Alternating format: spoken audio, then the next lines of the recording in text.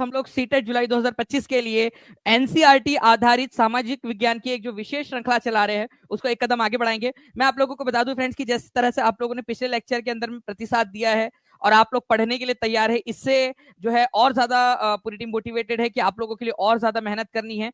जिस तरह से आप लोगों में से मैक्सिमम लोगों ने एक प्रण लिया कि अब सर इस बार 140 प्लस का स्कोर जो है करना है, ठीक है, तो उस आपकी प्रतिज्ञा के अंदर में हम लोग भी आप लोगों के साथ में हैं और मिलकर जो है इस आपके इस टारगेट को जो है फ्रेंड्स अचीव करेंगे। तो चलिए आज के सेशन के अंदर में हम लोग शुरू करते हैं।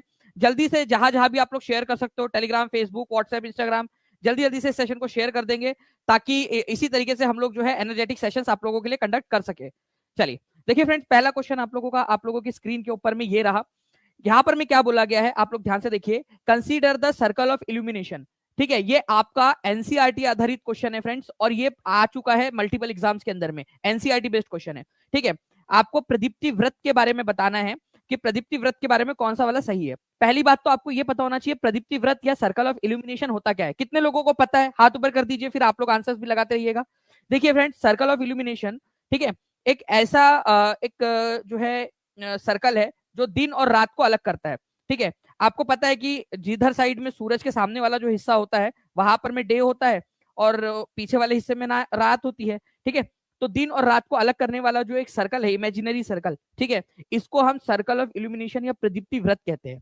ओके, तो जो सूरज के सामने में है वो हिस्सा आपका दिन रहेगा, जो सूरज के अपोजिट साइड में वहां पर में रात रहेगी, ठीक है। तो ये आप लोगों को समझ में आ गया कि दिन और रात को ये अलग कर रहा है। नाउ फ्रेंड नेक्स्ट, पहला वाला तो हो गया डिवाइड डे एंड नाइट, ये वाला सही है आपका, बिल्कुल। अब यह व्रत अक्ष के साथ में मिलता है, it coincide with the axis. अब देखो एक्सिस क्या होता है, ये बात आप लोग समझने की कोशिश करिए थोड़ा सा। आप लोगों को एक चीज पता होगी फ्रेंड कि हमारी जो अर्थ है, ठीक है, वो थोड़ी सी टिल्टेड है। देखो यहाँ पर मैं आप लोग दिख रहा होगा आपको कि ये थोड़ी सी टिल्टेड है, ऐसी, ठीक है, ऐसी घूम रही है, ठीक है, थोड़ी सी टिल्टेड। कितना है, 23.5 डिग्री टिल्टेड। तो हमारा अक्ष जो है वो 23.5 डिग्री झुका हुआ है। ये है हमारा एक्सिस, पृथ्वी का एक्सिस, जिसके अराउंड में पृथ्वी गोल गोल घूम रही है। और ये है सर्कल ऑफ इल्यूमिनेशन, ठीक है, ये है सर्कल ऑफ इल्यूमिनेशन आपका, ठीक है। तो क्या कोइंसाइड कर रहा है ये दोनों के दोनों, हाँ या ना, आप लोग बताएंगे, जल्दी से कमेंट करिए, ताकि आप लोग जब एक्टिविटी करते हो ना तब आप लोगों को क्या होता है फ्रेंड्स, यहाँ पर में आपकी मेमोरी और रिटेंशन बढ़ता है, आपका अंडरस्टैंडिंग बढ़ती है। बताइए जल्दी से। नहीं करता है, ठीक है। तो यहाँ पर में यह व्रत अक्ष के साथ में मिलता है या कोइंसाइड करता है, ये गलत है आपका। तो आंसर क्या हो जाएगा, ओनली ए इज ट्रू, ठीक है, A is true, B is false, 1 is the correct answer. कितने लोगों ने सही आंसर लगाया था, हाथ ऊपर कर दीजिए जल्दी जल्दी से, ठीक है। जितने भी लोग हैं जिन्होंने सही आंसर लगाया था हाथ ऊपर कर देंगे, क्योंकि ये इंपॉर्टेंट है। पहली बात तो सर्कल ऑफ इल्यूमिनेशन क्या है, प्रदीप्ति व्रत जो रात और दिन को विभाजित करता है, ठीक है। यह व्रत अक्ष के साथ में नहीं मिलता क्योंकि हमारी पृथ्वी 23.5 डिग्री जो है वो झुकी हुई है। नाउ नेक्स्ट क्वेश्चन देखिए फ्रेंड्स, आप लोगों का ये भी एक इंपॉर्टेंट क्वेश्चन आपका एग्जाम में आया हुआ, इसका आंसर करिए जल्दी जल्दी से आप सभी के सभी। देखिए इस पर्टिकुलर क्वेश्चन के अंदर में आप लोगों से कहा गया है कि आप लोगों ने बताना है कि सामाजिक विज्ञान के शिक्षण में सीखने से अधिक प्रभावी अवसर किस तरह प्रदान कर सकते हैं। अगर आपको सीखने के अवसर प्रदान करने हैं तो कैसे कर सकते हैं। Giving detail explanation of all topics, ठीक है, बस भाई व्याख्या देते रहो, ठीक है, एक्सप्लेनेशन देते रहो, इससे बच्चे सीख जाएंगे। यूजिंग मोर टीचिंग एड्स, ज्यादा से ज्यादा जो है सामग्री का इस्तेमाल करो, ठीक है, क्या इससे ज्यादा अच्छे से सिखाया जा सकता है। कंडक्टिंग पीरियोडिक टेस्ट, मतलब उनकी टेस्ट कंडक्ट करते रहो। Basin the teaching on real life situation, real life situation के ऊपर में उसको बेस करो। तो देखिए फ्रेंड्स, सबसे प्रभावी तरीका होता है, क्योंकि जो बच्चे होते हैं, जो शिक्षार्थी होते हैं, वो क्या करते हैं फ्रेंड्स, जब उनको रियल लाइफ सिचुएशन से रिलेटेड कोई चीज मिलती है ना, उससे ज्यादा अच्छे से सीखते हैं। आप लोगों ने भी देखा होगा कि आपके आसपास की चीजों को जब आप रिलेट करते हो, जो चीज आप पढ़ रहे हो उससे, ठीक है, तो आप ज्यादा अच्छे से सीख पाओगे। तो जो भी चीज आपको पढ़ाई जा रही है, ठीक है, उसके अंदर में अगर रियल लाइफ सिचुएशन, ठीक है, उसको हम लोग ऐड कर दे तो आप ज्यादा उसमें इंटरेस्ट लोगे, आपका ज्यादा जो है उसके अंदर में अटेंशन रहेगा, और आपकी जो है फ्रेंड्स यहाँ पर में सीखने की जो क्षमता है वो भी बढ़ेगी।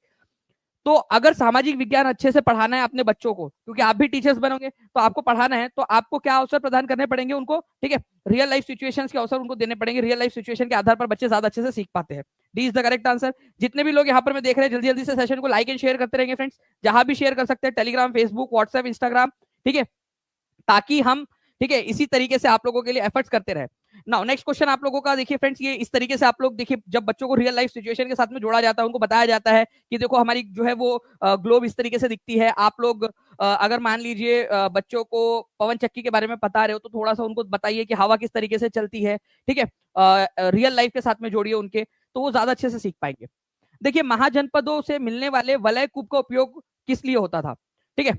अब देख, ये एक फैक्चुअल क्वेश्चन है, इसको बहुत अच्छे से ध्यान रखना है अपने। वलय कूप, ठीक है, महाजनपद काल के अंदर में आपको रिंग वेल्स मिले हैं, रिंग वेल्स, ठीक है, रिंग रिंग ऐसा रिंग बनी हुई होती थी और ऐसे गड्ढे हैं पूरे के पूरे आपके कुएं टाइप के। तो इसमें क्या क्या काम के लिए इस्तेमाल होता था ये आपको बताना है। ये कपड़े धोने के लिए इस्तेमाल होता था कि भाई उसके अंदर में कपड़े डाल के धोएंगे वो लोग उन गड्ढों में, सिंचाई के लिए, कूड़ेदान के रूप में या नाली के रूप में। अब देखिए फ्रेंड्स, मैं आपको दिखाता हूँ, ये इस प्रकार से जो है वो आपको मिले हैं। आप ये देखिए, अगर आप देखोगे इसको तो ज्यादा अच्छे से समझ पाओगे। देखिए, ये इस तरीके से रिंग वेल मिले आपको। ओके, जब हमने बाहर से देखा, खुदाई की, तो ये हमें पता चला कि यार इन्होंने रिंग लगा के ऐसे गड्ढे बनाए थे। अब इन गड्ढों में क्या होता होगा, ठीक है। तो इन गड्ढों के अंदर में जो है फ्रेंड्स, आप लोगों को बहुत सारी चीजें देखने के लिए मिलती है कि यहाँ पर में इनका इस्तेमाल टॉयलेट्स का जो पानी होता था या जो भी गंदगी होती थी उसको ड्रेन करने के लिए इस्तेमाल किया जाता होगा। गार्बेज को डंप करने के लिए, मतलब कि जो भी कूड़ा कचरा है उसको डालने के लिए इसका इस्तेमाल किया जाता होगा। ओके, तो टॉयलेट के गंदगी के लिए और गार्बेज को डंप करने के लिए इसका इस्तेमाल होता था, ये याद रखेंगे आप सभी के सभी। ये क्या करते थे इस तरीके से, ठीक है, कई सारे जो महाजनपद की कैपिटल्स है और बहुत सारे शहर जो है उनके अंदर में ऐसे मिला है कि रिंग के ऊपर में एक रिंग, दूसरी रिंग, तीसरी रिंग, इस तरीके से रख रख के वो लोग क्या बनाते थे, एक के ऊपर एक पॉट रख के, ठीक है, ऐसा कुएं टाइप का बना देते थे, गड्ढा टाइप का बना देते थे, ठीक है। ये आप लोगों को जो है फ्रेंड्स घरों के अंदर में इंडिविजुअल जो घर है उनके नीचे में जो खुदाई की गई तब भी मिला है आपको। तो वलय कूप का उपयोग किस लिए होता था? कपड़े धोने के लिए तो नहीं होता था भाई, ठीक है, सिंचाई के लिए भी नहीं होता था। तो ए और बी, जहां जहां ए दिया है और बी दिया है काट दो आप लोग, तो आपका आंसर ही खत्म हो गया। गार्बेज को डंप करने के लिए और नाली के रूप में ड्रेनेज के लिए, जो मैंने बताया ना आपको कि जो भी खराब पानी होता था या जो भी सारी चीजें उसको इसमें डंप कर दी जाती थी, ठीक है, ड्रेनेज कर दिया जाता था। सो सी और D is the correct answer. ये समझ में आ गया जी? Paid course already Farooq Abdullah ji start हो चुका है आपका, ठीक है। आप टीचिंग परीक्षा के ऐप के ऊपर में जाकर उसको कर सकते हो और मनी बैक ऑफर भी चल रहा है। अगर 7 दिन में आपको कोर्स पसंद ना आए तो आपके पूरे पैसे वापस कर दिए जाएंगे, अगर आप उसको टिक करते हो, मनी बैक ऑफर को टिक करते हो तो, ठीक है। तो इतना कॉन्फिडेंटली आपको क्यों दे पा रहे? क्योंकि टीचिंग परीक्षा को पूरा भरोसा है अपने कंटेंट के ऊपर में कि आपका सिलेक्शन करवा सकता है, आपका जो है पेपर निकलेगा और इतना ज्यादा आपको प्रिपेयर कराएंगे कि आपका सीटेट तो निकलेगा ही, उसके बाद वाली एग्जाम्स के लिए भी आप लोग जो है वो प्रिपेयर हो जाते हो। इसी वजह से आप लोगों को ये ऑफर दिया गया। तो C and D is the correct answer, ये याद रखना है। ये क्वेश्चन आएगा आप लोगों का, और आप लोगों को ऐप के ऊपर में, टीचिंग परीक्षा एप्लीकेशन है, वहां पर मैं आपको इस तरीके के बहुत सारे क्वेश्चन हम लोगों ने बनाए हैं जो आप लोगों के लिए काम आएंगे प्रैक्टिस के लिए। अब देखिए, स्टैक क्या चीज होती है? स्टैक्स, ये बहुत ही इंपॉर्टेंट चीज है, इसको आप लोग वेरी वेरी वेरी इंपॉर्टेंट आप लोग मार्क करिए, ठीक है, इस क्वेश्चन को। ये आप लोगों का सीटेट के साथ साथ में आप लोगों का KVS, D triple S B, super TET, इन सारी एग्जाम्स के अंदर में भी आप लोगों का काम आएगा। बताइए इसका आंसर क्या होगा? देखिए, स्टैक क्या होते हैं। ओके, मैं आपको सारी की सारी चीजें बता दूं एक बार अच्छे से, अगर आप लोग पढ़ना चाहते हो तो। पहले, सबसे पहली चीज, जितने भी बच्चे यहां देख रहे हैं सेशन को लाइक कर देंगे एक बार जल्दी से, ठीक है, सभी लोग जल्दी जल्दी से सेशन को लाइक एंड शेयर कर देंगे। Thank you very much Vandita ji, बहुत बहुत शुक्रिया आपका प्यारे से कमेंट के लिए आपके। जल्दी से सेशन को लाइक कर दीजिए, मैं पूरा का पूरा समझाता हूँ आपको यहाँ पर मैं। देखिए फ्रेंड्स, जब आप समुद्र के पास में देखोगे बहुत सारी जो है चट्टाने वगैरह होती है, जब समुद्र के पानी से लहरें टकराती है, ठीक है, तो लहरें टकराने की वजह से ये टूटता जाता है, ठीक है, टूटता है, और यहां पर में बन जाती है गुफा, ठीक है। मतलब आर पार नहीं होती, सबसे पहले ये एक केवल गुफा होती है जिसमें आप छुप के यहीं से निकल सकते हो, ठीक है। तो गुफा, समुद्री गुफा इसको बोला जाता है। तो पानी के टकराने टकराने बार बार सी वेव्स के टकराने की वजह से यहाँ पर में गुफा बन जाती है। अब पानी बार बार टकराया जा रहा है, टकराया जा रहा है, क्या होता है, ठीक है, पानी के बार बार टकराने से ये गुफा जो है और ज्यादा अंदर में और ज्यादा खोल होती जाती है और पूरा आर पार हो जाती है। तो अब ये बन जाता है तटीय मेहराब, ठीक है। तो आप लोगों की सी केव बनी पहले, सी केव्स, ठीक है, और फिर बना सी आर्चेस, ठीक है, तटीय मेहराब। तो पहले बनी केव, सी केव, पानी के टकराने से और ज्यादा पानी टकराता रहेगा, टकराता रहेगा, टकराता रहेगा, तो बन जाएगा आर्च, आर पार, ठीक है। ये याद रखना है आप लोगों ने। और कई बार क्या होता है कि जब पानी का स्तर बढ़ता है और पानी की लहरें और ज्यादा टकराती है तो इसकी छत भी उड़ा के लेके चली जाती है, छत भी उड़ जाती है इसकी, मतलब धीरे धीरे इरोड हो जाती है। तो बच जाता है केवल खंबा, खंबे, इस प्रकार से खंबे बच जाते हैं, इसको बोलते हैं स्टैक, ठीक है, इनको बोला जाता है स्टैक। ओके, तो स्टैक जो है आप लोगों का किसके वजह से बनते हैं? स्टैक हो जाए, केव हो जाए, या फिर आप लोगों की आर्च हो जाए, ठीक है, चाहे आप लोगों का गुफाएं हो जाए, ठीक है, मेहराब हो जाए या स्टैक हो जाए, तीनों के तीनों बनते आप लोगों की समुद्र की वेव्स की वजह से, समुद्र की लहरों की वजह से। याद हो गया आपको? जी हाँ, लाइव चल रही है पूजा शर्मा जी क्लास आपकी। और जितने भी बच्चे यहाँ पर मैं देख रहे हैं, मैं चाहूंगा कि हर एक बच्चा जल्दी से जहां भी शेयर कर सकता है शेयर कर देंगे, टेलीग्राम, फेसबुक, व्हाट्सएप, इंस्टाग्राम, ये आप लोगों के लिए प्री रिक्वेस्ट है। अगर आप लोग ज्यादा से ज्यादा जो यहाँ पर में रिस्पॉन्स करोगे तो आपके लिए ज्यादा क्लासेस जो है अरेंज करवाने में हम लोगों के लिए आसानी होगी।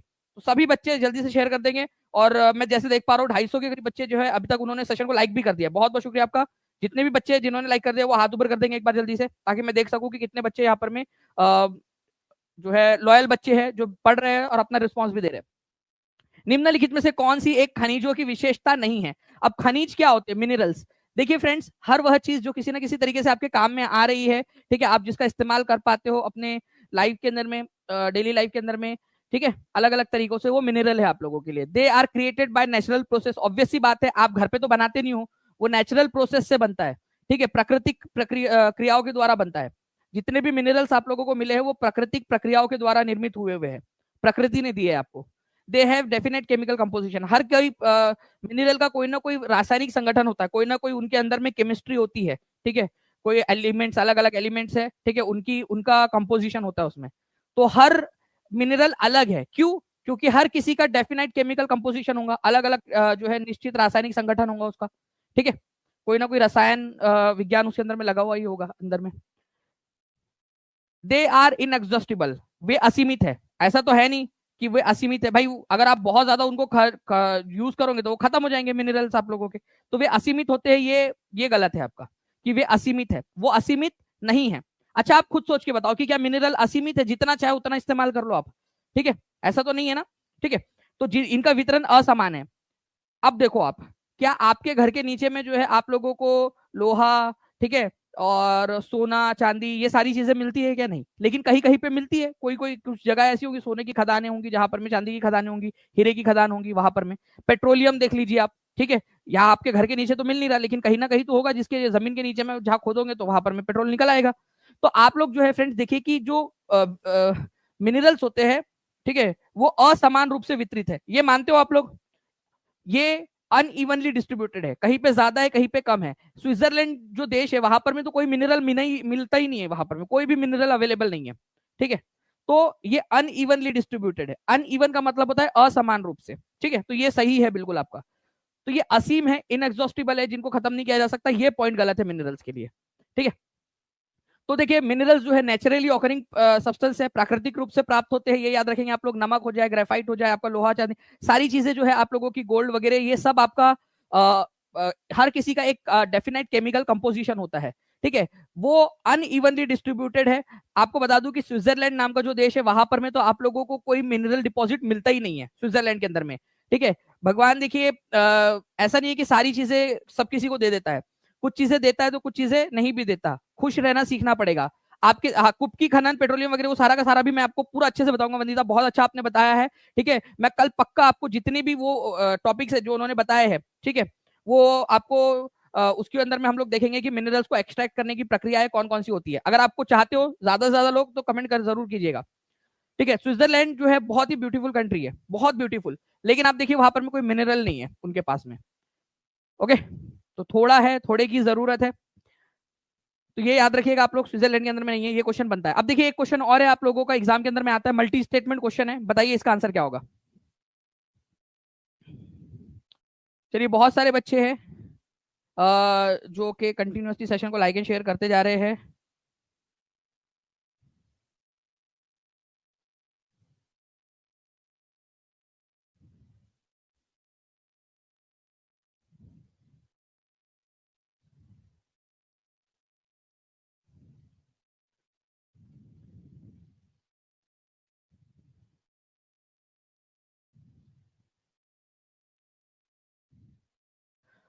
ओके, तो देखिए फ्रेंड्स यहाँ पर में ए एंड बी जो है सही उत्तर आपको चुनना है। Ashoka was the first ruler who try to take his message to people through inscription. Ashoka पहला शासक था जिसने शिलालेखों के माध्यम से, शिलालेख क्या होते हैं ये समझने की कोशिश करते हैं।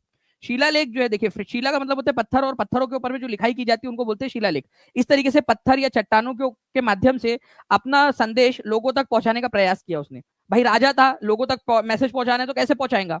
अच्छा मान लो कि आज जाके मोदी जी को जो है वो मैसेज पहुंचाना है, ठीक है, कि भाइयों बहनों मित्रों, ठीक है, मित्रिनियों, आज से 100 रुपए के, 10 रुपए के, 5 रुपए के, 1 रुपए का, 50 रुपए का, 200 रुपए का, 500 रुपए का, 2000 का, 1000 का, सारे नोट बंद, ठीक है। तो वो क्या करेंगे आप बताओ कि कैसे आके आपको, आप तक मैसेज पहुंचाएंगे? आपका आप तक, आप बताओ, चलो देखते कितने लोग गैस कर पाते हैं। अगर उनको ये मैसेज आप तक पहुंचाना है तो आएंगे रात में 8 बजे, ओके, कि आज से ये सारे के सारे नोट ठीक है, 10 रुपए का, 5 रुपए का, 50 रुपए का, 20 रुपए का, सारे नोट बंद। ठीक है, तो टेलीविजन के माध्यम से, जो प्रचार का माध्यम होगा उसके माध्यम से आप तक पहुंचाएंगे मैसेज को। अब उस समय तो ये सारी चीजें थी नहीं, तो भाई पत्थरों पे लिखवा दिया जाता था अलग अलग जगहों के ऊपर में, ताकि लोग उसको पढ़ के जानकारी हासिल कर सके। तो अपने संदेशों को शिलालेखों के माध्यम से पहुंचाने वाला भारत का पहला राजा था अशोका। बहुत ही इंपॉर्टेंट पॉइंट है, इसको याद रखिएगा आप सभी के सभी। ठीक है, इसके अलावा जो है most of the Ashoka's inscription were in Prakrit. ठीक है, and written in Brahmi script. देखिए, प्राकृत भाषा में लिखे हुए थे उनके ज्यादातर इंस्क्रिप्शन प्राकृत। अच्छा, आपको कौन सी भाषा आती है, चलो बताओ, आपकी मदर टंग कौन सी है? हाँ, ऑनलाइन के द्वारा, सोशल मीडिया के द्वारा भी फैला सकते हो वो आज जानकारी, क्योंकि वो मीडिया अवेलेबल है, उस समय नहीं था ना, इस वजह से शिलालेखों के माध्यम से पहुंचाता था अशोका। अब बताइए आप कि आपको कौन सी वाली भाषा आती है? ठीक है, तो आप लोगों को जो भाषा आती है वो है हिंदी, इंग्लिश, या जो भी आप जैसे साइमा जान बोल रहे कश्मीरी आती है, उनको कश्मीर से हो गए मोस्ट प्रोबेबली वो। ठीक है, हिंदी बोल रहे हैं कुछ लोग, भोजपुरी बोल रहे हैं कुछ लोग, उर्दू बोल रहे हैं। ठीक है, देवनागरी भाषा देवनागरी भाषा नहीं है ना बेटा। ठीक है, देवनागरी एक लिपि है, देवनागरी लिखने की वो है। मराठी आती है तो महाराष्ट्र से होंगे मोस्ट प्रोबेबली। ठीक है, तो अलग अलग आप लोग बता रहे हो, लेकिन उस समय भारत के अंदर में ज्यादातर लोगों को प्राकृत भाषा आती थी, प्राकृत भाषा। ठीक है, प्राकृत, तो प्राकृत भाषा में उन्होंने लिखवाया। ठीक है, अगर आज मैं आप लोगों को मान लीजिए कि संस्कृत भाषा के अंदर में पढ़ाने लगूं, तो मैक्सिमम लोगों को समझ में नहीं आएंगी, क्योंकि जनमानस में आजकल वो भाषा इतनी ज्यादा आप लोगों के लिए समझ के बाहर की बात है वो। तो जो भाषा आती थी लोगों को, उसी भाषा के अंदर में लिखवाया। ठीक है, और उस समय में लिखने के लिए, जैसे आज देवनागरी लिपि का अ आ ई का इस्तेमाल करते हो आप लोग, वैसे ही उस समय में ज्यादा फेमस थी ब्राह्मी लिपि। ये एक प्रकार की, जैसे एबीसीडी रोमन लिपि है आपकी। ठीक है, देवनागरी में अ आ ई है, वैसे ही ब्राह्मी लिपि हुआ करती थी पहले। तो प्राकृत भाषा और उसको लिखने के लिए ब्राह्मी लिपि, इसका इस्तेमाल किया जाता था अशोका के द्वारा। बिल्कुल सही बात है, तो दोनों के दोनों पॉइंट सही है। रंजना कुमारी जी का कमेंट, ओके, चलिए, तो आंसर देखिए ए एंड बी यहां पर में हो जाएगा आप लोगों का, both A and B are correct. ठीक है, तो कितने लोगों का सही हुआ और आप समझ में आ गया है? ठीक है, पहला राजा कौन था जिसने शिलालेखों के माध्यम से, या इंस्क्रिप्शन, इंग्लिश में उसको इंस्क्रिप्शन कहा जाता है, इंस्क्रिप्शन के माध्यम से जो है फैलाया था। सर, जो कोई फ्रॉड कर रहे हैं, आपके नाम पर पैसे ले रहे हैं बोल के कि दुगना वापस लौटाएंगे, प्लीज सर सबको बताइए इसे। देखिए रंजना कुशवाहा जी, देखिए इन्होंने ये बिल्कुल उठाया, मामला ये उठाया है। मैं आपको बता दूं कि कोई भी इस तरीके से दुगना पैसा लौटाएंगे ऐसा कहीं पे भी नहीं बोला गया है टीचिंग परीक्षा के द्वारा। और कोई भी अगर आपसे पैसा मांगता है टीचिंग परीक्षा के नाम पर, तो आपको नहीं देना है उनको। ठीक है, दुगना पैसा लौटाएंगे ऐसा एज सच कोई भी वो नहीं करना है आपने। ठीक है, दुगना पैसा लौटाएंगे। जहां पर मैं, आप देखिए यहाँ पर मैं, ये चीज क्यों हो रही है, क्योंकि टीचिंग परीक्षा आपका आपका टीचिंग परीक्षा, आपका अपना टीचिंग परीक्षा आपके प्यार की वजह से कंटिन्यूअसली आगे बढ़ता जा रहा है। ठीक है, आप लोगों के वजह से। तो अब आपको पता ही है कि हर जगह पैसे होते ही है, फ्रॉड आ जाते हैं, आरबीआई के नाम पे फ्रॉड करते हैं लोग, भारत सरकार के नाम पे फ्रॉड करते हैं। तो कुछ लोग ऐसे असामाजिक तत्व है, तो आपको बचे रहना है। ठीक है, और दुगना नहीं, टीचिंग परीक्षा ने ये आपको प्रॉमिस किया है कि आप अगर ऑनलाइन ऐप के माध्यम से, या जो भी टीचिंग परीक्षा के ऑफिशियल माध्यम है वहां से अगर आप कोर्स लेते हो, तो अगर आपको पसंद नहीं आता है 7 दिन के अंदर में आपका पैसा लौटा दिया जाएगा पूरा का पूरा आपका। ठीक है, लेकिन वो ऐप के माध्यम से होगा। ठीक है, ये याद रखना है आप लोगों ने। तो आंसर जो है फ्रेंड्स आप लोगों ने लगा दिए ना। अब देखिए, निम्नलिखित में से कौन सी एक रोपण फसल नहीं है? रोपण फसल, प्लांटेशन। देखिए, प्लांटेशन कुछ ऐसी फसलें होती है जिनको प्लांटेशन फसल बोला जाता है। वहां वो फसल ऐसी फसल होती है जो अगर कोई खेत है तो वो अकेली फसल लगेंगी, उसके अलावा और कोई फसल नहीं लगाई जा सकती उसके उसके साथ में। ठीक है, तो प्लांटेशन क्रॉप, इनमें से कौन सी वाली को प्लांटेशन या रोपण फसल के कैटेगरी में रखा जाता है? एक एक पौधे को बोना पड़ता है उसके अंदर में, और बहुत खर्चीला होता है रोपण। ठीक है, आपका ट्रॉपिकल रीजन के अंदर में, सब ट्रॉपिकल रीजन के अंदर में होता है। और मनी क्रॉप भी इसको बोलते हैं, क्योंकि पैसा बहुत ज्यादा इन्वेस्ट करना पड़ता है इसमें, और मेहनत भी बहुत लगती है। ठीक है, तो कौन सा वाला प्लांटेशन क्रॉप नहीं है बोला है? तो यहाँ पर में प्लांटेशन क्रॉप कौन कौन सा है? टी, भाई उसके पौधे लगाने पड़ते हैं, आपको पता है, आपको पौधे। रबर, ठीक है, उसका भी पौधे लगाने पड़ते हैं। कॉफी, इसके भी पौधे लगाने पड़ते हैं। बाकी वीट तो क्या है भाई, बीज बीज को बोना है आप लोगों ने। तो आपका कौन सा वाला नहीं है बोला है ना, तो वीट, ये आप लोगों का प्लांटेशन क्रॉप या फिर रोपण फसल नहीं है। बाकी चाय, रबर और कॉफी। अभी आज क्लास के लास्ट में क्या मैं आप लोगों से एक सवाल पूछूं कि 3 मुझे प्लांटेशन क्रॉप के नाम बताइए? आप बता पाओगे कम से कम 3 प्लांटेशन या रोपण फसल के नाम बता पाओगे? चाय, रबर और कॉफी, एटलीस्ट इतना बता पाओगे, हाँ या ना? क्या आप चैलेंज एक्सेप्ट करते हो? हर कोई बच्चा कमेंट के अंदर में आंसर कर देगा। ठीक है, कम से कम 3 बताना है, और मैंने अभी आपको 3 बता दिया है। देखिए ये यही चीजें हैं जो आप लोगों को आगे बढ़ाएंगी, धीरे धीरे धीरे धीरे आपको और ज्यादा बेहतर बनाते जाएंगी। चलिए आगे बढ़ते हैं हम लोग यहाँ पर में। प्लांटेशन क्रॉप को ही क्या कहा जाता है, ठीक है, धन फसलें या फिर मनी क्रॉप इनको कहा जाता है। क्यों कहा जाता है? क्योंकि बहुत ज्यादा पैसे की जरूरत पड़ती है। देखिए यहाँ पर में बड़े इलाके के अंदर में इसको बोना पड़ता है। इसके अलावा जहां पर में भी ये सारी फसलें बोई जाती है, रबर की हो, कॉफी की हो, चाय की हो, ठीक है, ऑयल सीड की फसलें हो, वहां पर में और कोई फसल नहीं बो सकते आप, उसके आसपास में वही पूरी फसल बोनी पड़ती है, और एक एक पत्ती या एक एक चीज को निकालना पड़ता है। आपने मूवीज में देखा होगा वो गाँव की गोरी, ठीक है, अपने जो है टोकरी होती है उसके अंदर में रखते जाती है। तो आपका ये प्लांटेशन क्रॉप की कैटेगरी के अंदर में आते हैं, ठीक है, रबर, कॉफी, टी, ये सारी चीजें। और ट्रॉपिकल मतलब कि उष्ण कटिबंधीय क्षेत्र, जो ट्रॉपिक ऑफ कैंसर से ट्रॉपिक ऑफ कैप्रिकॉन के बीच वाले जो इलाके हैं ना, वहां पर में इनको बोया जाता है। तो ये याद रखेंगे आप सभी के सभी। बहुत ज्यादा लेबर लगता है, बहुत ज्यादा कैपिटल, कैपिटल मतलब पैसा, ठीक है, पैसा, मनी की जरूरत होती है इसके अंदर में। लेबर मतलब श्रम की जरूरत होती है। तो लार्ज अमाउंट ऑफ, ठीक है, labour and capital R required, ये याद रखेंगे आप लोग प्लांटेशन क्रॉप में। सिंगल क्रॉप होती है ये, मतलब एक एक ही फसल उगाई जा सकती है उसमें, चाहे कॉफी हो, चाहे आप लोगों का चाय हो, शुगर केन हो, चाहे आपके काजू हो, कैशू जिसको बोला जाता है, रबर हो आपका, बनाना हो, कॉटन हो, ये आपकी प्लांटेशन क्रॉप के अंदर में आते हैं। एटलीस्ट कम से कम 3 आप लोगों ने बतानी है, ठीक है। लास्ट में मैं पूछूंगा ये आप लोगों का,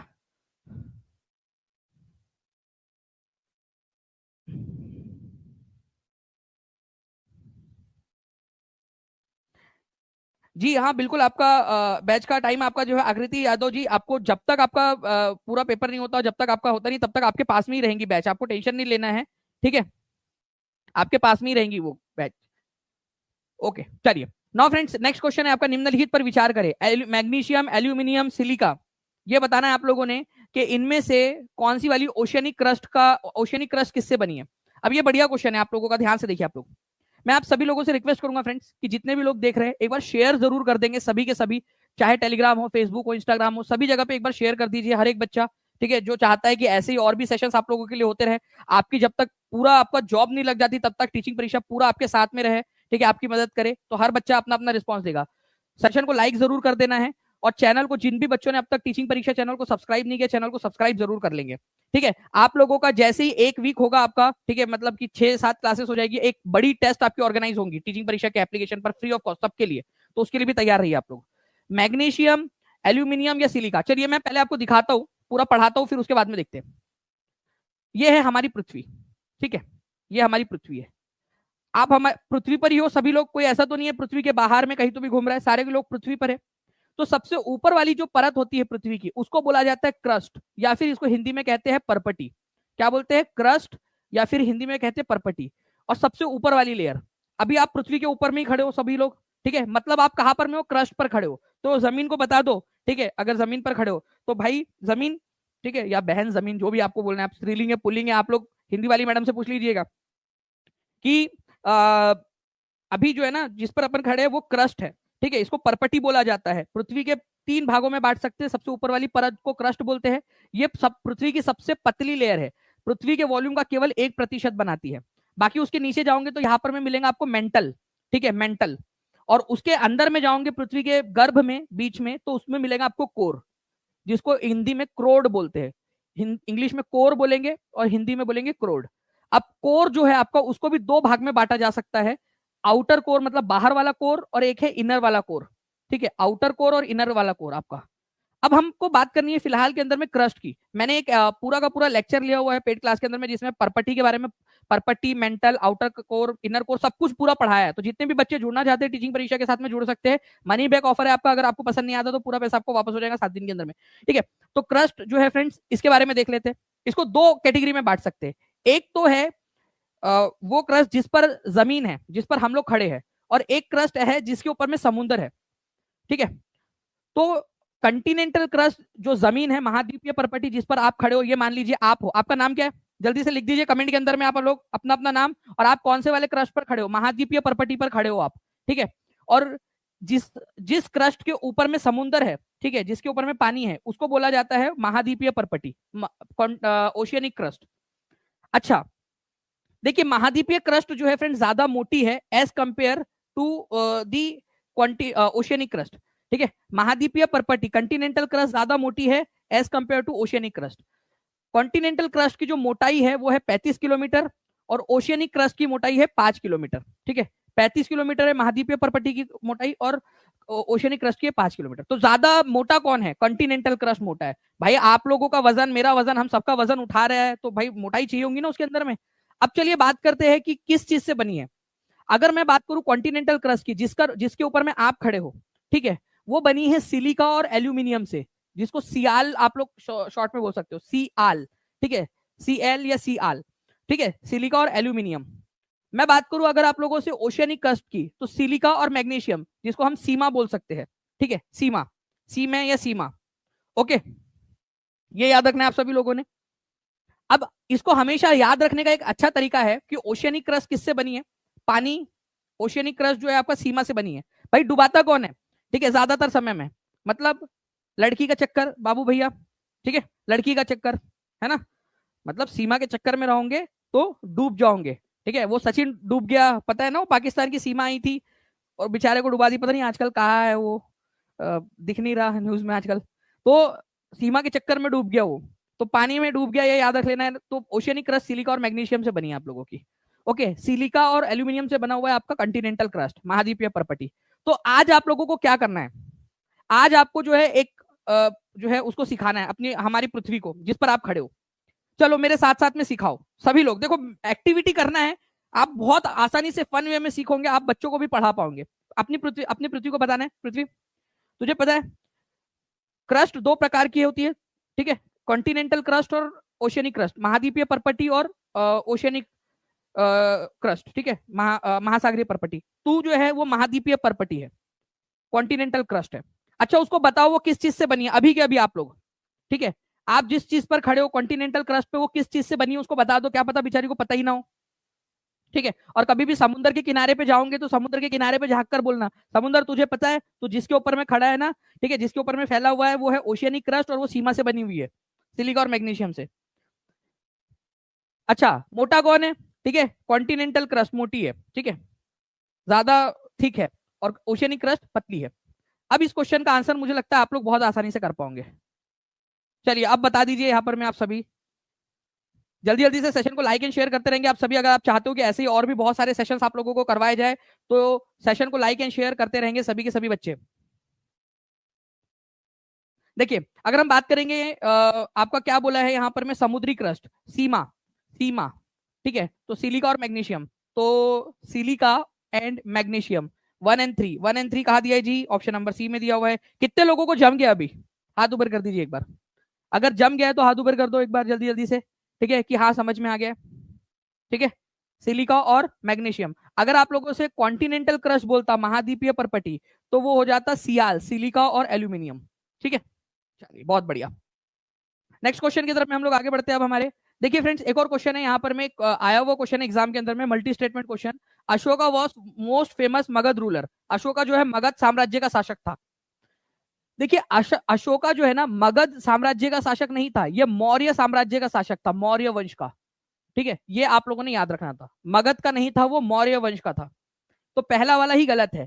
यहां पर मैं अशोका चंद्रगुप्त मौर्य का पोता था, चंद्रगुप्त मौर्य। ठीक है, जिसने मौर्य वंश की स्थापना की। जानते हो आप चंद्रगुप्त मौर्य को? नाम सुना होगा कभी ना कभी। उसके बेटे का नाम था बिंदुसार, बिंदुसार। ठीक है, और बिंदुसार का बेटा था अशोका। तो चंद्रगुप्त मौर्य का, ठीक है, पोता था अशोका।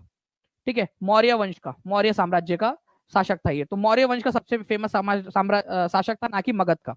तो ए जो है वो गलत है, जहां जहां पर में ए दिया है उसको काट दो, ए दिया है काट दो। ठीक है, तो दो ऑप्शन एलिमिनेट हो गए, ऑप्शन एलिमिनेशन की निंजा टेक्निक आपकी।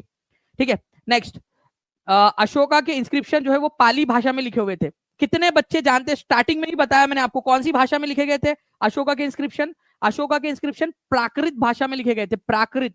क्यों? क्योंकि उस समय में प्राकृत जो है वो मोस्ट फेमस लैंग्वेज थी, या मोस्ट जो है आपकी ज्यादा लोगों के द्वारा बोली जाने वाली भाषा थी, प्राकृत भाषा। ठीक है, ओके।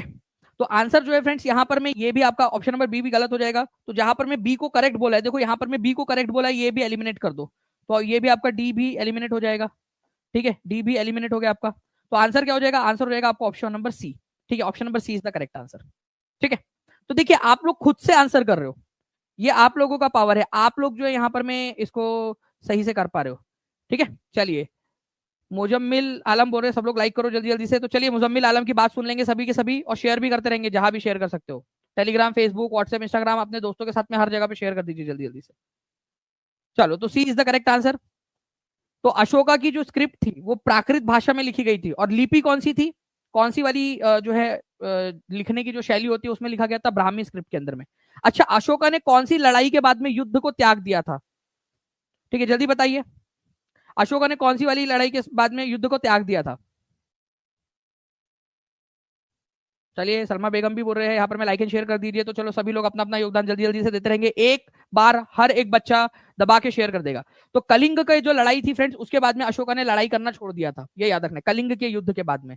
ठीक है, और ये एकमात्र राजा है हिस्ट्री में जिसने लड़ाई को छोड़ दिया, लड़ाई करना छोड़ दिया, इवन आफ्टर विनिंग दी वॉर, युद्ध को जीतने के बाद में भी लड़ाई करना छोड़ दिया। दुनिया का एकमात्र राजा। अदरवाइज क्या होता है, लोग जब जीतते हैं ना तो वो और लड़ाई लड़ते हैं ताकि और जीत सके, फिर और लड़ाई लड़ते ताकि और जीते, फिर मर जाते हैं एक दिन, लेकिन उनकी इच्छा की कभी पूर्ति नहीं होती। ये राजा था जिसने जो है लड़ाई जीती, कलिंग का युद्ध लड़ा। जब उसने देखा कि कलिंग जो कि आज के उड़ीसा के तटवर्ती इलाके में, ये भी क्वेश्चन आया था कि कलिंग कहां पर में, उड़ीसा जो राज्य है ना आज हमारा, वहां उसका तटवर्ती इलाका है कलिंग। ये कलिंग जो है यहाँ पर में इतने लोगों की मौत हो गई थी, इतना खून खराबा हुआ कि उसने जो है बाद में बौद्ध धर्म अपना लिया, बौद्ध धर्म का प्रचार प्रसार करना स्टार्ट कर दिया। ठीक है, चलिए नाउ फ्रेंड्स, अब देखिए एक इंपॉर्टेंट क्वेश्चन आप लोगों का। भारत और बांग्लादेश पटसन के अग्रणी उत्पादक है। पटसन आप लोगों ने देखा होगा फ्रेंड्स, ये इस तरीके से रेशे होते हैं जिससे बोरे बनते हैं, चावल का बोरा, गेहूं का बोरा, देखा होगा आप लोगों ने, कितने लोगों ने देखा है, कभी ना कभी देखा है, चावल का बोरा, गेहूं का बोरा या दाल वगैरह रखते हैं इसके अंदर में। ठीक है, ये बोरे जो होते हैं आपके, ये पटसन से बनते हैं। ठीक है, जूट जिसको बोला जाता है। भारत और बांग्लादेश जो है वो जूट प्रोडक्शन में सबसे आगे है। आपको बताना है कि जूट प्रोडक्शन के लिए सबसे सही चीज क्या है यहाँ पर में। इंपॉर्टेंट मार्क करेंगे आप इस क्वेश्चन को, क्योंकि इस पर आधारित क्वेश्चन आपसे पूछे जाएंगे। जूट प्रोडक्शन में दो देश कौन से अग्रणी देश है, ये आपसे क्वेश्चन बन सकता है।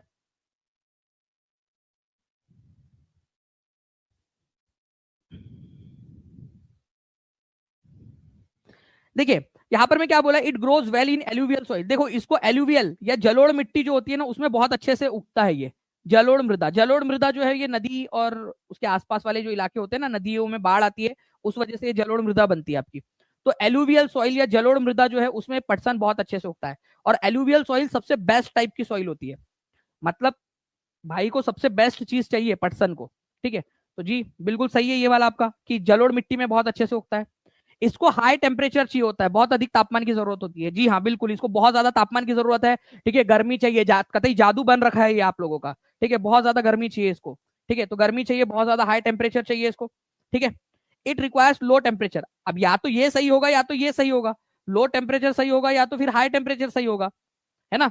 जब मैंने कह दिया आप लोगों से कि इसको हाई टेम्परेचर चाहिए, तो लो टेम्परेचर वाला पॉइंट अपने आप क्या होता है, गलत हो जाता है। जब मैंने आपको बता दिया कि इसको हाई टेम्परेचर चाहिए, तो लो टेम्परेचर वाला गलत हो गया। तो जहां जहां सी है काटो, पहले सी को करेक्ट बोला है काटो, सी को करेक्ट बोला है काटो, सी को करेक्ट बोला है काटो। भाई ये तो आंसर आ गया आप लोगों का, 1 एलिमिनेट हो गया, 2 एलिमिनेट हो गया, 4 एलिमिनेट हो गया एकदम से। ठीक है, वक्त बदल गए, हालात बदल गए, जज्बात बदल गए, और आपका आंसर आ गया A B and D. D को पढ़ने की भी जरूरत नहीं पड़ी।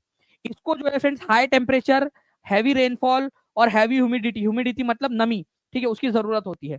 तो high temperature, high rainfall, high humidity, high temperature और सबसे अच्छी क्वालिटी की मिट्टी, सब कुछ अच्छा चाहिए इसको। ठीक है, अगर ये कभी जूट जो है ये लड़का होता, ठीक है, तो इसकी कभी शादी नहीं हो पाती। क्यों? क्योंकि सब इसको सब चीज अच्छी चाहिए भाई, कहीं ना कोई कॉम्प्रोमाइज करना पड़ता है। ठीक है, ठीक है, मतलब आपको ऐसा जरूरी नहीं है कि हर समय आपको सूरज मिल जाए। ठीक है, जुगनुओं से भी निस्बत रखनी पड़ती है, आपको दोस्ती रखनी पड़ती है। तो पटसन जूट, उसको सब अच्छी अच्छी चीजें चाहिए, अच्छी वाली मिट्टी, high temperature, high heavy rainfall, heavy humidity. ठीक है, लो टेम्परेचर में काम नहीं चल रहा भाई का, तुम्हारे लो रेनफॉल में काम नहीं चल रहा इसका। ठीक है, क्या क्या बनता है सर पटसन से, ये बोरे वगैरह बनते हैं, ये दिख रहे हो आप, जिसके अंदर में आप स्टोर करके करके रखते हो ना। ठीक है, कई बार वो बिछौना जो होता है वो बनता है पटसन से।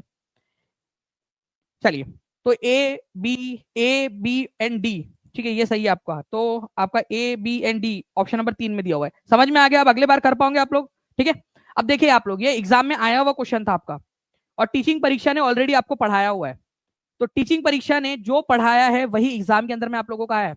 तो जितने भी बच्चे जुड़ना चाहते हैं टीचिंग परीक्षा के साथ में 7611101101 9697 888 444 ये नंबर चल रहा है, तभी भी बोला था ज्वाइन कर लो, फायदे में रहोगे, और अभी भी आपसे बोल रहा हूँ, ठीक है। इसको गोल्डन फाइबर भी बोला जाता है, देखिए ये भी याद रखेंगे, सुनहरा रेशा। सर थोड़ा सा बस, दानिश सर थोड़ा सा साइड हो जाएंगे क्या सर, प्लीज, बस थोड़ा सा, हाँ।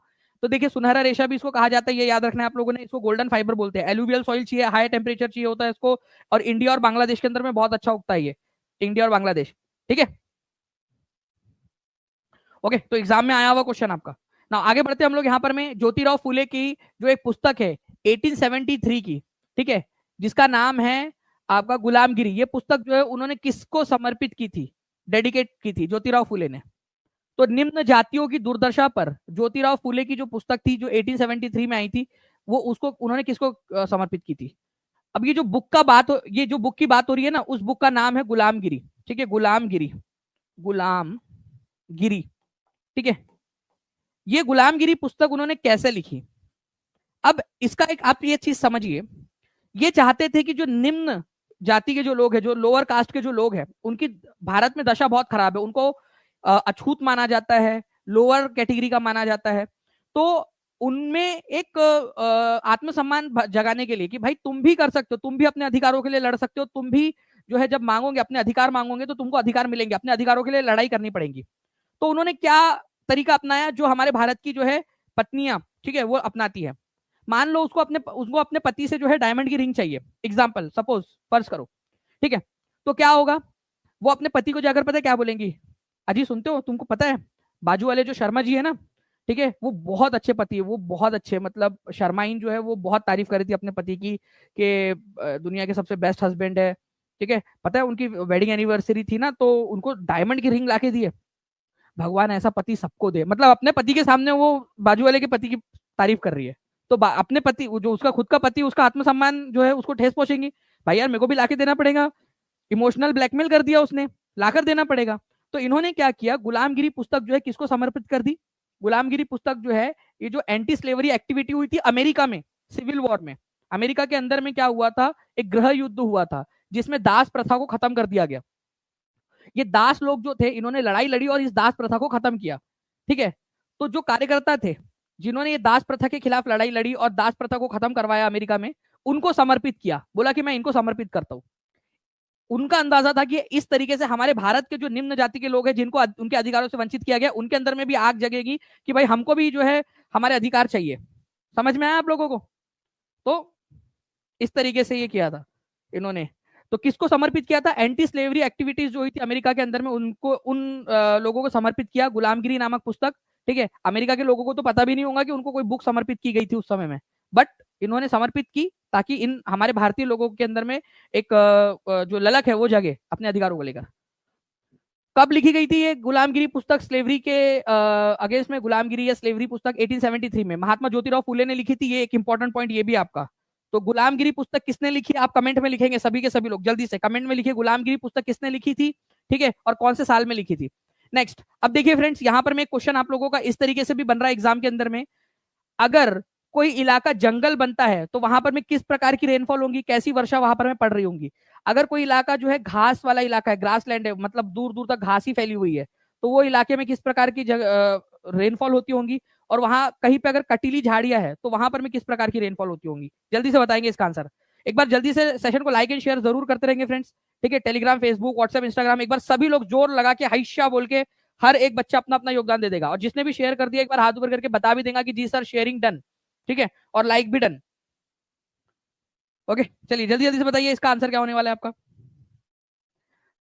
देखिए अगर मैं बात करूं फ्रेंड्स फॉरेस्ट की आपकी, तो फॉरेस्ट जो है ये याद रखना है आप सभी लोगों ने, ओके, तब बनेगा जब जो है प्लेंटी, मतलब अत्याधिक वर्षा होगी, प्लेंटीफुल रेन, मतलब बहुत ज्यादा अत्याधिक वर्षा होगी, वहां पर में क्या बनेगा, जंगल बन जाएगा।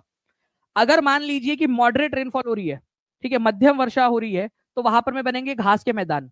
और कटीली झाड़ियां अक्सर आपने देखा होगा, इस प्रकार से छोटी मोटी कांटेदार झाड़ियां जो है आपको कहाँ देखने के लिए मिलती है, ये देखने के लिए मिलती है ऐसे इलाके में, ठीक है, जहां पर में कम वर्षा होती है, स्पेशली रेगिस्तानी इलाकों के अंदर में। तो कांटेदार झाड़ियां आपके कम वर्षा वाले क्षेत्र में बनेंगी। तो अब बताओ आंसर क्या होगा, जल्दी से आप लोग खुद से आंसर लगाइए ताकि आपके दिमाग के अंदर में बैठ जाइए। स्टेटस लगा दो सब, देखो मुजम्मिल बोल रहे हैं कि सभी लोग स्टेटस लगा दीजिए करके, ठीक है, तो स्टेटस के अंदर में भी लगा सकते हो आप लोग लिंक को, ताकि ज्यादा से ज्यादा लोगों तक जो है ये बात पहुंच सके और हम इसी तरीके से और सेशंस को कंडक्ट करवा सके। ठीक है, तो आंसर यहाँ पर में क्या होगा, एक ही जोड़ी जो है 3 के साथ लगनी है, एक ही जगह पे लगी थी, ऑप्शन एग्जाम में के ही ऑप्शन है, आंसर आ गया आपका बी की जोड़ी 1 के साथ और सी की जोड़ी 2 के साथ। ओके, चलिए एनसीईआरटी बेस्ड चीजें हैं, एनसीईआरटी बेस्ड पढ़ा रहा हूं, तो आप लोग फायदे में रहोगे, एनसीईआरटी के आधारित आप लोग पढ़ रहे हो। नेक्स्ट क्वेश्चन देखिए फ्रेंड्स, यहाँ पर मैं एक पॉइंट आपका, जिस बच्चे ने पिछला क्वेश्चन देखा है वो अच्छे से इसका आंसर कर पाएगा। घास के मैदान, ग्रास लैंड या घास के मैदान, ठीक है, घास के मैदान कहां पर में उगते हैं, ठीक है, जहां पर में मध्यम वर्षा होती है, मॉडरेट रेनफॉल होती है, और शुष्क क्षेत्र जहां पर में सूखा इलाका होता है वहां पर में कटीली झाड़ियां उगती है, वहां पर में ड्राई रीजन में श्रब्स, कटीली झाड़ियां उगती है, कांटेदार झाड़ियां, श्रब मतलब कांटेदार झाड़ियां, छोटी छोटी झाड़ियां। बिल्कुल सही बात है, इसमें क्या दिक्कत है, बिल्कुल सही है। ग्रासलैंड जो है आप लोगों का मॉडरेट रेनफॉल जहां मध्यम वर्षा होगी, और कटीली झाड़ियां जहां पर में बहुत कम वर्षा होगी सूखे इलाके में। ठीक है, जहां बहुत अत्यधिक वर्षा होगी वहां पर में क्या उगेगा ये भी कमेंट करके बता दीजिए, जहां पर में बहुत ज्यादा रेनफॉल होती है वहां क्या उग जाता है। तो ए सही है, जहां पर में ए को गलत माना है वो हटा दो। तो देखो यहां पर में ए नहीं बोला है तो डी आंसर नहीं हो सकता आपका। Okay, the growth of vegetation depend on temperature and moisture. वनस्पति की वृद्धि तापमान और नमी पर निर्भर करती है। नमी मतलब वही आप लोगों का कि भाई कितना जो है कितना वहां पर में नमी या पानी अवेलेबल है, और ऑब्वियस ही बात है आपको पता है कि टेम्परेचर मतलब कि धूप की भी जरूरत होती है प्रकाश संश्लेषण या फोटोसिंथेसिस के लिए, है ना, आप लोग ये चीज जानते ही हो। तो प्रकाश संश्लेषण, ठीक है, इसको धूप की भी जरूरत होती है, धूप और पानी दोनों की जरूरत है। उसी के हिसाब से उगेगा कि कितना लंबा, मतलब वहां पर में पेड़, लंबे लंबे पेड़ जंगल उगेंगे, ठीक है, या फिर घास के मैदान होंगे या कटीली झाड़ियां होंगी। केवल तापमान रहा और नमी नहीं रही तो फिर तो कटीली झाड़ियां होंगी। तापमान, मध्यम तापमान और मध्यम मॉइस्चर रहा तो आप लोगों का घास के मैदान, और अत्यधिक तापमान और अत्यधिक जो है पानी पड़ा तो जंगल उग जाएगा। The change in the type of natural vegetation occur mainly because of the changes in climatic condition. अलग अलग जगह पे अलग अलग प्रकार के नेचुरल वेजिटेशन मिलते हैं, अलग अलग प्रकार, कहीं पे जंगल मिलता है, कहीं पे घास के मैदान, कहीं पे आपको मिलती है कटीली झाड़ियां। क्यों होता है, क्योंकि भाई वहां पर में अलग क्लाइमेट है, क्लाइमेटिक कंडीशन चेंज है। क्लाइमेटिक कंडीशन या जलवायु अगर चेंज है तो ऑब्वियस सी बात है वहां पर में डिफरेंट प्रकार की वनस्पति मिलेगी। अगर वहां का क्लाइमेट गर्म है और वहां पर में बारिश भी अच्छी खासी होती है तो वहां जंगल उगेगा। अगर वहां पर में मध्यम वर्षा है वहां का क्लाइमेट, ठीक है, और वहां पर में मध्यम तापमान की गर्मी पड़ती है तो वहां पर में घास के मैदान उगेंगे। तो क्लाइमेट कंडीशन चेंज हो गई तो वहां का नेचुरल वेजिटेशन मतलब वहां की जो प्राकृतिक वनस्पति है वो भी चेंज हो जाएंगी। मानते हो ये बात? जितने लोग मानते हैं हाथ ऊपर कर दीजिए अगर अंडरस्टैंड हो गया है तो। क्लाइमेट चेंज तो वहां पर में उस इलाके में मौजूद नेचुरल वेजिटेशन भी चेंज। ठीक है, तो यहां आंसर हो जाएगा आपका all, A B and C are correct. और ये एक्चुअल एग्जाम का क्वेश्चन है आप लोगों का, एक्चुअल क्वेश्चन जो एग्जाम के अंदर में आया हुआ है। ठीक है, तो सी इज द करेक्ट आंसर। ऐसे ही क्वेश्चंस मैं आपको बार बार करवाता रहूंगा। टीचिंग परीक्षा के ऊपर में हम लोग जो है इसकी टेस्ट भी देते रहेंगे, और जैसे ही आपके 7 लेक्चर होंगे फ्रेंड्स मैं आप लोगों को एक बड़ी टेस्ट देने वाला हूं। तो स्टे ट्यून्ड, जितने भी बच्चे जिन्होंने टीचिंग परीक्षा का एप्लीकेशन डाउनलोड नहीं किया वो एप्लीकेशन भी डाउनलोड करके रख लेंगे। ओके, चलिए आगे बढ़ते हैं हम लोग फ्रेंड्स। तो एक क्वेश्चन हिस्ट्री का देखते हैं। यहाँ पर मैं अकबरनामा के अनुसार सूबेदार के कार्यभार कौन, मतलब सूबेदार कौन सा कार्यभार संभालता था। अकबरनामा के अनुसार अलग अलग पोस्ट थी, ठीक है, जैसे कि सदर जो होता था व्यक्ति जिसको सदर कहा जाता था वो क्या करता था, ठीक है, धार्मिक मामलों को देखता था, ठीक है, और फौजदार जो होता था वो मिलिट्री के जो डिपार्टमेंट है उनको देखता था, ठीक है, कोतवाल जो होता था वो पुलिस, शहरी इलाकों में जो पुलिस की जो काम होते थे वो वाले काम देखता था। सूबेदार क्या करता था, तो सूबेदार जो है फ्रेंड्स किसी भी सूबे में, सूबा मतलब राज्य, अकबर के समय में, ठीक है, अलग अलग समय, अलग अलग पूरे देश को अलग अलग सूबों में, जैसे आज भारत को अलग अलग सूबों में बांटा गया ना, वैसे अलग अलग राज्यों में बांटा गया था, ठीक है, अलग अलग राज्यों में। तो वहां के जितने भी मिलिट्री फंक्शंस है, ठीक है, उस इलाके के वो क्या करता था उनको देखता था, ठीक है, मिलिट्री फंक्शंस को या फिर पॉलिटिकल फंक्शंस को या रिलीजियस फंक्शन को या फिर फाइनेंशियल फंक्शंस को, पॉलिटिकल एंड फाइनेंशियल, जल्दी से बताइए आप लोग। ठीक है, तो अकबरनामा के अनुसार राजनीतिक और सैनिक, ठीक है, राजनीतिक और सैनिक जो मामले होते थे वो क्या करता था, सूबेदार देखता था, ये याद रखेंगे। मिलिट्री फंक्शन उस सूबे का, मान लो कि यहां पर में कोई एक है, ये आपका दोस्त है, ठीक है, जिसका नाम है राजू। राजू को अकबर ने बंगाल सूबे का सूबेदार बना दिया, तो बंगाल का जो मिलिट्री जितना भी काम है वो क्या देखेगा, ठीक है, सूबेदार के अंदर में आएगा, और वहां के जितने भी पॉलिटिकल काम है, ठीक है, राजनीतिक काम है वो भी राजू संभालेगा। ओके, तो पॉलिटिकल और मिलिट्री फंक्शन संभालने की जिम्मेदारी उस सूबेदार की होती थी। सूबेदार मतलब, ठीक है, उस राज्य का प्रमुख। आज मान लो आप कौन से राज्य से बिलोंग करते हो, बताइए जल्दी से। आप कौन से राज्य से बिलोंग करते हो? कोई ना कोई सूबा, अब उर्दू में बोलना है, साधारण भाषा में बोलना है तो आप सूबा बोल सकते हो, ठीक है। तो आप कौन से सूबे से या कौन से राज्य से बिलोंग करते हो? अभी आज के समय में आप जो है यूपी से बिलोंग करते हैं, रेणु दुबे जी बोल रहे हैं। तो आप बताइए आपके सूबे का सूबेदार कौन है? लेकिन आज के समय में आपका जो सूबेदार है उसके पास में केवल पॉलिटिकल काम है, पॉलिटिकल फंक्शंस है, ठीक है। बिहार में, ठीक है, नीतीश कुमार जी, उनके पास में पॉलिटिकल फंक्शंस है, मिलिट्री फंक्शंस आज के सूबेदार के पास में नहीं है, ठीक है। झारखंड से बिलोंग करते हो आप, ठीक है, तो जो सोरेन है हमारे, ठीक है, सोरेन भाई साहब, तो वो आपका हो गया। और कहाँ से? वेस्ट बंगाल, दीदी ममता दीदी। महाराष्ट्र से है, ठीक है, फडणवीस साहब। तो ये सूबेदार आपके मतलब या राज्य के प्रमुख जो भी है, अभी पॉलिटिकल फंक्शन है केवल उनके पास में। अभी मिलिट्री वाले फंक्शंस आज आज के समय में केवल और केवल वो हमारे देश के राष्ट्रपति जो है उनको तीनों सेनाओं का प्रमुख माना जाता है, ठीक है। चलिए गुड, तो आंसर इसका ऑप्शन नंबर ए हो जाएगा। तो साम्राज्य कई प्रांतों में बटे हुए थे, अलग अलग राज्यों में, हर राज्य को सूबा कहा जाता था। सूबे का जो प्रमुख होता था उसको सूबेदार कहते थे, और सूबेदार का काम उस सूबे की राजनीतिक और सैनिक दोनों प्रकार के कार्यों का निर्वहन करने की जिम्मेदारी इसकी होती थी। हाँ, अगर मान लो वित्तीय मामले है, पैसों का गणित रखना है, पैसों का हिसाब किताब रखना है, तो हर प्रांत में एक वित्तीय अधिकारी होता था जिसको दीवान कहते थे। तो हर प्रांत में, ठीक है, जैसे ये वाला हमारा जो है बंगाल प्रांत का राजू को हमने बना दिया सूबेदार, ठीक है। अब यहाँ पर में जो नेहा है, मान लेते हैं बहुत अच्छी प्रशासनिक सेवा में काम करती है मान लो, तो उसको दे देंगे दीवानी अधिकार, दे देंगे उसको। दीवानी अधिकार का मतलब होगा भाई जो पैसे का लेन देन का हिसाब किताब रखेंगे, ठीक है। तो दीवान जो होता था वो पैसे के लेन देन का हिसाब, वित्तीय अधिकारी होता था उस प्रांत का या उस सूबे का। तो जो वित्तीय अधिकारी होता था प्रांत का उसको क्या कहते थे? जल्दी से कमेंट करके बताओ आप लोग, वित्तीय अधिकारी को क्या बोलते थे? जल्दी जल्दी बताइए, वित्तीय अधिकारी को क्या बोलते थे? कमेंट करके बताना है आप लोगों ने।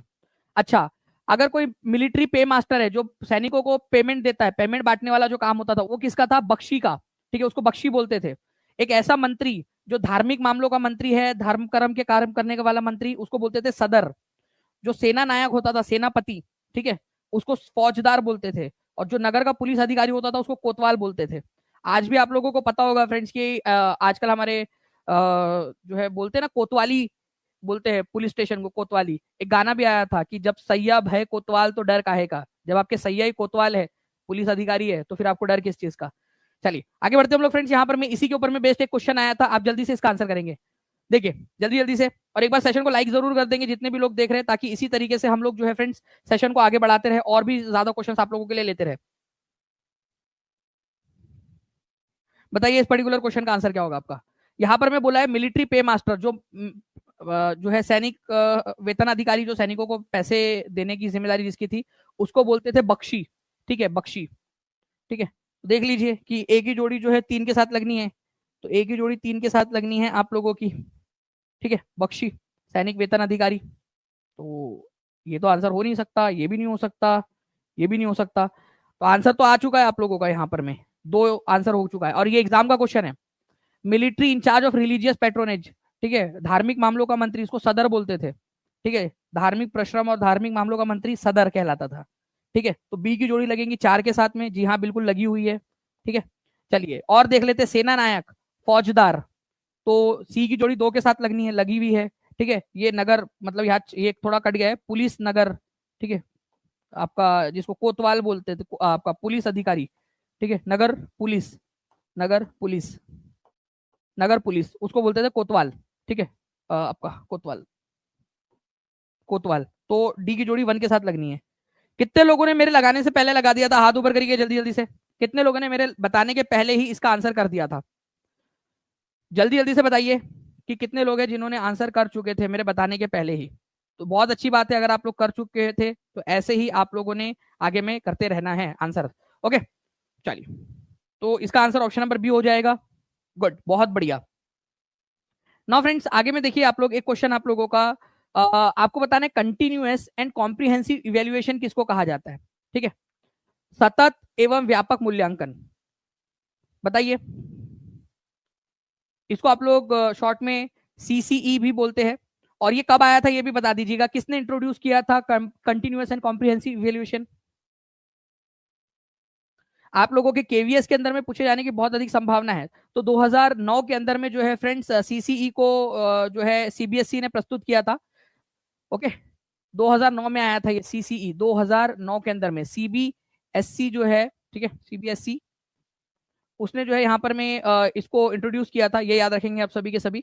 और इसका मतलब क्या होता है, ठीक है, continuous continuous testing to improve the child, बच्चे की बार बार टेस्टिंग करते रहो ताकि उसको इंप्रूव किया जा सके। Continuous observation of the behaviour of the child, education of head heart and hand, promoting weaker ineligible student to higher grade. बताओ कंटिन्यूअस इसका क्या होगा। तो देखिए फ्रेंड्स, कंटिन्यूअस टेस्टिंग करना ये मकसद नहीं है हमारा। हमारा मकसद क्या है, ठीक है, कंटिन्यूअस उसको ऑब्जर्व करना, टेस्ट करना नहीं है कि भाई कितना आता कितना नहीं आता, उसको ऑब्जर्व करेंगे और जो जहां जहां कमी लगेगी, ठीक है, वहां पर में हम उसको क्या करेंगे, इंप्रूव करेंगे। तो B is the correct answer, ठीक है। तो सीटेट ने भी इसका आंसर जो है बी माना है, ये याद रखेंगे आप लोग। सतत मूल्यांकन, सतत एवं व्यापक मूल्यांकन, इसका आंसर ऑप्शन नंबर बी होगा। देखिए ये बहुत ही क्लोज आंसर था। कंटिन्यूअस टेस्टिंग नहीं करनी है आपने, कंटिन्यूअस ऑब्जर्व करना है बच्चे को। टेस्टिंग और ऑब्जर्वेशन में फर्क ये है कि टेस्टिंग आप लोग करते हो उसको कितना आता है ये जांचने के लिए बस, और जब आप ऑब्जर्व करते हो, ठीक है, बच्चे के बिहेवियर को, तो आप क्या कर रहे हो, उसने कितना सीखा, क्या सीखा, ठीक है, और क्या बदलाव करने की जरूरत है आपको अपने शिक्षण के अंदर में, उन सारी चीजों के ऊपर में भी आप फोकस करते हो। तो B is the correct answer. Okay, तो observing and recording the method, ठीक है, ताकि लर्निंग को इंप्रूव किया जा सके, ये मेन मकसद है सीसीई का, ठीक है। अब ऐसे ही क्वेश्चन, ये क्वेश्चन आप लोगों का आया हुआ है, ठीक है। मैं आपको इस तरीके से और भी बहुत सारे क्वेश्चन आए हुए वो भी आपको दिखा दूंगा मैं। देखिए ये आपका 2019 में सेम इसी तरीके का एक क्वेश्चन आया। अभी बताइए इसका आंसर क्या होगा आपका, ठीक है। सतत एवं व्यापक मूल्यांकन किस में क्या शामिल हो सकता है आपके हिसाब से। देखिए जो सीसीई है, जो कंटिन्यूअस इवेल्युएशन है आप लोगों का, क्या ये फॉर्मेटिव होता है। फॉर्मेटिव का मतलब होता है आप लोगों का फ्रेंड जिसके अंदर में आपके जो है टेस्ट लेकर या आप बच्चे को आप जो है ऑब्जर्व करते हो कंटिन्यूअसली ताकि ये देखा जा सके कि ये बच्चे को कितना आता है, ठीक है। समेटिव के अंदर में जो है केवल लास्ट में लिया जाता है। सी बोल रहा है नाइदर फॉर्मेटिव नॉर समेटिव, ये ना तो फॉर्मेटिव है ना तो समेटिव है। और यहां पर मैं डी बोल रहा है formative and summative assessment using wide variety of strategies. देखिए कंटिन्यूअस एंड कॉम्प्रिहेंसिव इवेल्युएशन का मतलब है इसमें आपको जितनी मेथड्स आप अपना सकते हो वो अपनानी है आपने, हर तरीके की चीजों को अपनाना है, ठीक है। आपको फॉर्मेटिव असेसमेंट भी करना है, आपने समेटिव असेसमेंट भी करना है, ठीक है।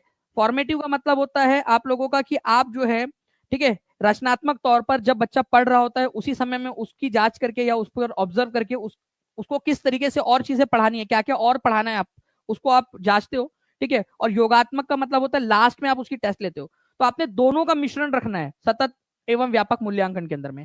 तो इसका आंसर ऑप्शन नंबर डी है और एग्जामिनर ने भी इसका आंसर डी माना था, ठीक है। तो ऐसे क्वेश्चन जो है आप लोगों को अगर, ठीक है, अगर ऐसे क्वेश्चन आप लोगों को करने हैं तो मुझे बताइएगा, मैं आपको पूरी की पूरी जो है प्रिपरेशन करवा दूंगा। और ये क्वेश्चन जो है आपको केवीएस में भी काम आएंगे, ये याद रखिएगा आप लोग, ठीक है। केवीएस के अंदर में भी आपको काम आएगा और आप बहुत अच्छे से केवीएस का एग्जाम, सुपर टेट का एग्जाम भी क्लियर कर पाओगे। साथ ही साथ आप लोग सीटेट तो क्लियर करोगे ही, बीपीएससी टीआरई क्लियर कर पाओगे आप लोग, ठीक है। देश की अलग अलग एग्जाम्स और होती है उसको भी आप क्लियर कर पाओगे। चलिए नेक्स्ट क्वेश्चन की तरफ में आगे बढ़ते हैं फ्रेंड्स, इसका आंसर डी हो जाएगा आपका। देखिए स्त्री पुरुष तुलना ताराबाई शिंदे ने जो है लिखी थी। अब यहां पर मैं एक पॉइंट क्लियर हो गया आपका कि स्त्री पुरुष तुलना किसने लिखी है।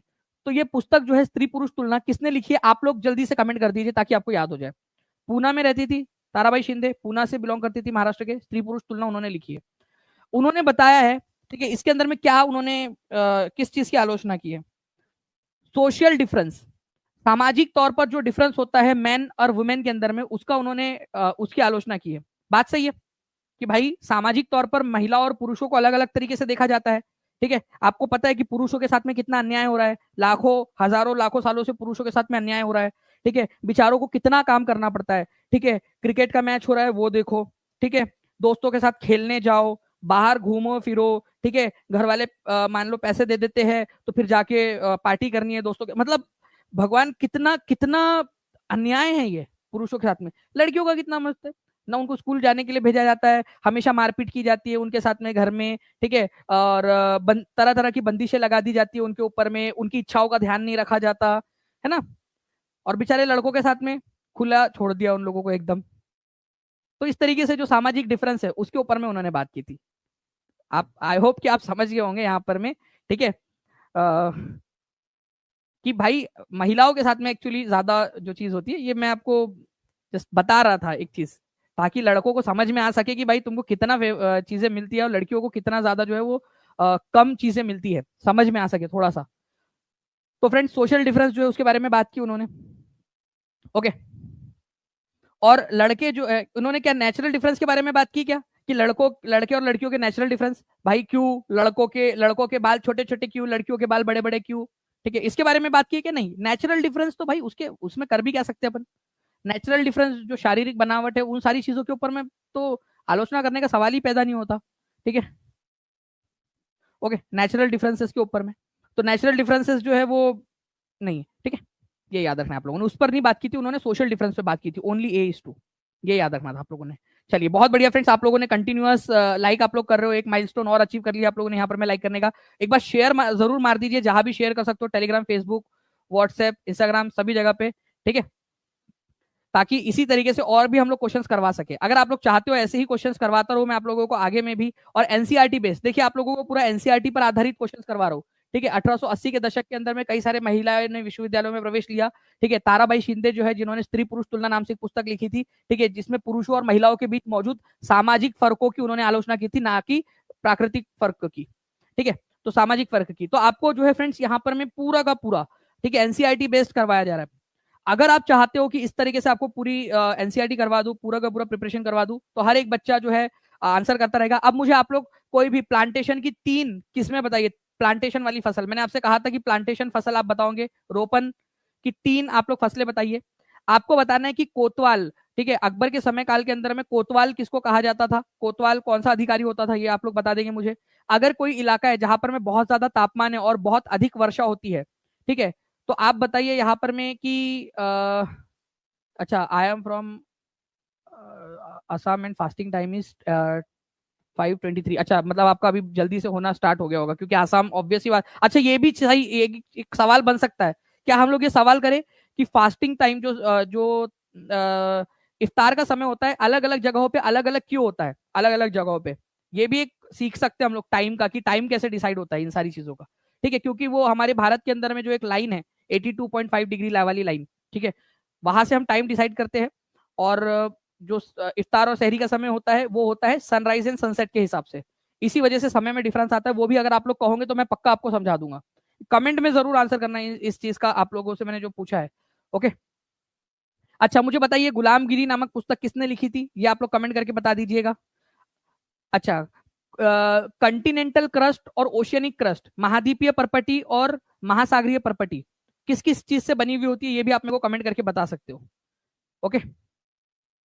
चलिए, तो ये सारी चीजें हैं आप लोगों को जो मैंने आज पढ़ाया हुआ है, काफी सारी और भी चीजें हमने पढ़ी है, अगर आप बोलोगे तो और